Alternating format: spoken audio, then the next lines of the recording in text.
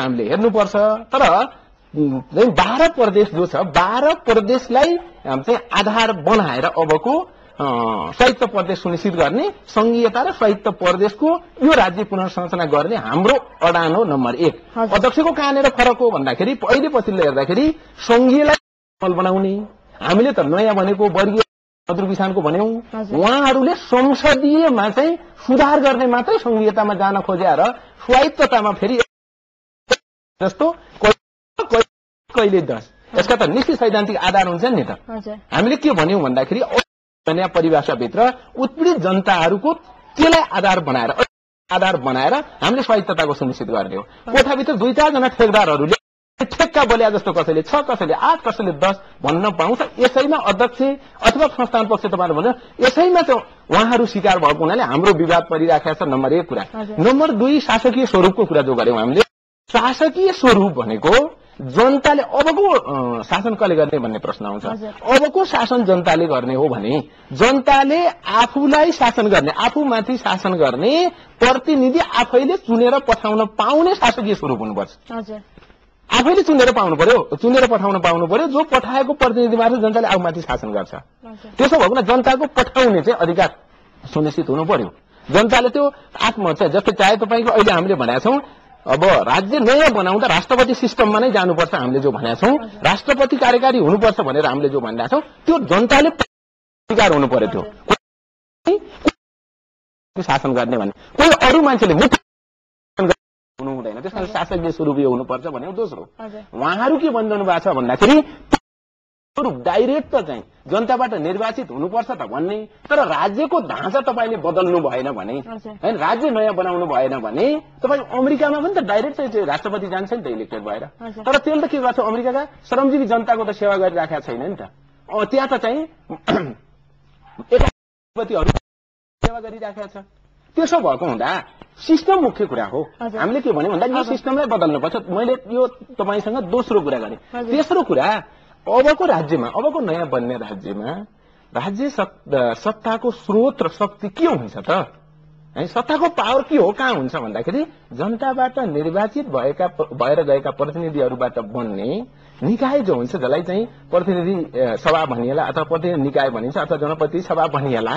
त्यो जनप्रतिनिधि सभामा विगतको राज्यमा पछाडी परेका वर्ग र पछाडी परेका सामाजिक क्षेत्रको तपाईको समानुपातिक आधारमा र कतिपय महिला दलित र मुस्लिमहरूलाई जसरी विगतको राज्यले दोहोरो उत्पीडनमा पार्यो त्यसो भएको हुनाले उहाँहरूलाई अधिकार थपेर जसलाई विशेष अधिकार भन्ने पनि गरिएको छ थप अधिकार भन्ने पनि गरिएको छ त्यो सहितको सुनिश्चितता भएको र उहाँहरूको जनप्रतिनिधि निकायमा सुनिश्चित हुने उपस्थिति सुनिश्चित हुने निर्वाचन प्रणाली हामीलाई चाहियो। त्यसो हुँदा पूर्ण समानुपातिक भएको प्रत्यक्ष निर्वाचन प्रणाली भयो भने अब के हुन्छ भन्नुहुन्छ भने तपाईको मजदुर किसानहरूका प्रतिनिधि जान्छन् मध्यम वर्गका प्रतिनिधिहरू जान्छन् नीति बनाउने ठाउँमा राज्य सञ्चालन गर्ने ठाउँमा कार्यपालिका चलाउने ठाउँमा न्यायपालिका चलाउने ठाउँमा अनि चाहिँ नेपालको चाहिँ सुरक्षा निकाय चलाउने ठाउँमा नीति निर्माण गर्ने ठाउँमा तब मात्रै यो राज्य नयाँ हुन्छ। हामीले भनिराखेको यो भयो। तर उहाँहरूले के भन्नुभएको छ भन्दाखेरि यसो हुँदा पूर्ण समानुपातिक प्रत्यक्ष निर्वाचन प्रणाली हुनुपर्छ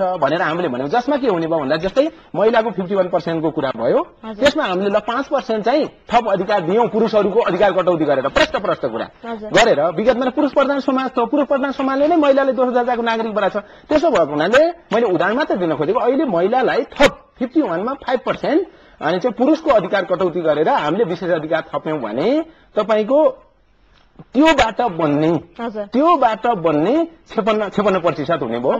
56% हो 56 जना महिला 100 मा 56 जना महिलाहरूको चाहिँ ग्यारेन्टी हुनु पर्यो त्यसमा र त्यसको निर्वाचन प्रणाली सुनिश्चित गर्ने बेलामा महिलाहरूको निश्चित निर्वाचन क्षेत्र सुनिश्चित गरिदिएर महिला लिडरहरूको बीचमा उम्मेदवारहरूको बीचमा प्रतिस्पर्धा हुने फैसला जनताले गर्ने आम जनताले भोटिङ गर्ने र जितेर जाने महिला नै जाने भयो भनेपछि यो निर्वाचन प्रणालीले मात्रै सही चाहिँ जनताको भावना उत्पीडित वर्ग समुदायको भावनाको सुनिश्चित गर्छ भन्ने हाम्रो उहाँहरू अहिले के भन्नु आन्तरिक खललको कुरा गरिराखेका छौं। यहाँहरूको आन्तरिक बहसको कुरा गरिराखेका छौं। यसो गर्दाखेरि केन्द्रीय समितिमा यहाँहरूको अनुपस्थिति र बहसको एउटा बहसबाट हल गरौं भन्ने खालको ठाउँ जुन छ केन्द्रीय समिति तपाईहरुको बैठक पटक पटक स्थगित हुने गरेको छ गर्दै सार्दै हुँदै गर्दै मिति तोक्दै सार्दै हुने गरेको छ।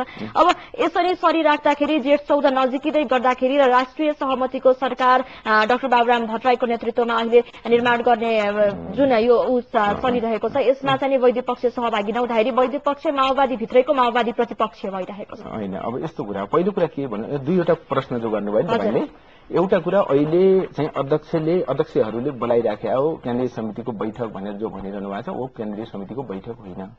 अनि केन्द्रीय समितिको बैठक त अहिले पार्टीभित्र चलिराखेका बहस जो छ त्यसका धारका लिडरहरूसँग आवश्यक चाहिँ होमवर्क गरेर अनि छलफल गरेर अनि केन्द्रीय समिति बोलाउने, के को कुन एजेन्डाको निम्ति बोलाउने, के निर्णय गर्नको निम्ति बोलाउने भन्ने कुरा तय गरेर बोलाइ केन्द्रीय समिति भनिने भयो।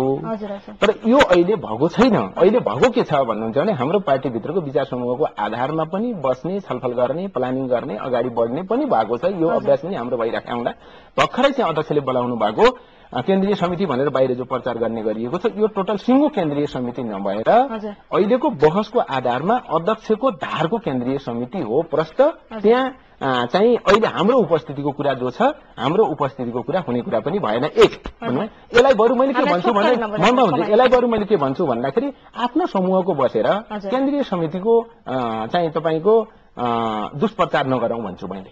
बरु हिम्मत छ भने के भनौँ न, हामी हाम्रो धारको बसिराखेका छौँ भनेर भनौँ। अध्यक्षले पनि त्यो भन्नुभयो, त्यसले अप्ठ्यारो पारिराखेको छ अध्यक्षलाई त्यो भन्न। भने त्यो भन्न अप्ठ्यारो लागेको छ भने आफ्नो धारको समूहको नबोलाउनु पर्यो। म अध्यक्ष हौ सिङ्गो पार्टीको भन्ने लागेको छ भने समूहको नबोलाउनु पर्यो, बोलाउने समूहको।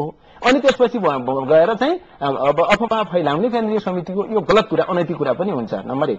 नम्बर 2, अब सरकारको कुरा जो गर्नु भएको छ, अब पार्टीभित्र बहस हेर्दाखेरि त के हुने भयो भने दुईटा पार्टमा डिभाइड हुँदा त अनि चाहिँ धारको विचारको दृष्टिले स्वाभाविक रूपमा त्यो हुने भयो, पार्टीभित्र त्यसको पोजिसन हुने नै भइहाल्यो। जहाँसम्म सरकारको कुरा छ, सरकारको सन्दर्भमा हामीले के भनेका थियौँ भन्दा कुरा अहिलेको मात्रै होइन कि हामीले धोबीघाटपछि केन्द्रीय समितिमा जे निर्णय लिएका थियौँ, म छोटो भनिदिइहाल्छु, केन्द्रीय समितिमा जे निर्णय लिएका थियौँ त्यो निर्णयको आधारमा बाबुरामजी हाम्रो पार्टीको प्रधानमन्त्रीको क्यान्डिडेट हुनुभएको। जहाँसम्म यसलाई चाहिँ निर्णायक बनाउने सन्दर्भमा 4 बुँदे सहमति मध्यरातमा गरेर तपाईको राष्ट्रिय चाहिँ इनिसिएटिभ, यो देशको राष्ट्रिय स्वाधीनताका खिलाफमा 4 बुँदे सहमति गरेर जुन गलत देश खडा गरेर बाबुरामजी प्रधानमन्त्री हुनुभयो, यो राष्ट्रिय हित विपरीत छ। त्यस कारणले यो सरकारमा हाम्रो सहभागिता हुँदैन भनेर हामीले उही बेला भनेको कुरा भयो। बेला त्यसैको निरन्तरता बाहेक अर्को भएन, त्यस अर्थमा हामी जाँदैनौँ। तर महत्त्वपूर्ण चाहिँ विषयमा बहस गराउनु भयो, यसको निम्ति तपाईँलाई पनि धन्यवाद।